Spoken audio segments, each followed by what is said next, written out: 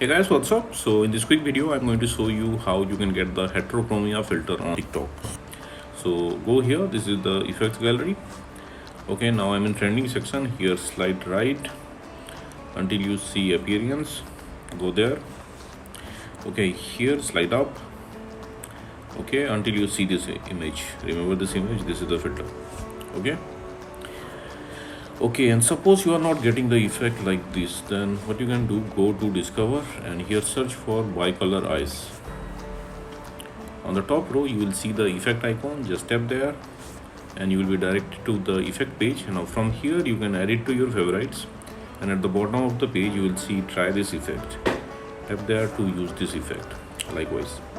Okay, and suppose you are not getting the effect like this also from discover, then what you can do, let me go back.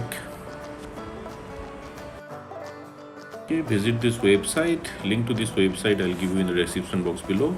So here in this website you will see the effect icon, just tap there. You need to open it with TikTok. So in this page tap on open app, or at the bottom of the screen tap on the record button.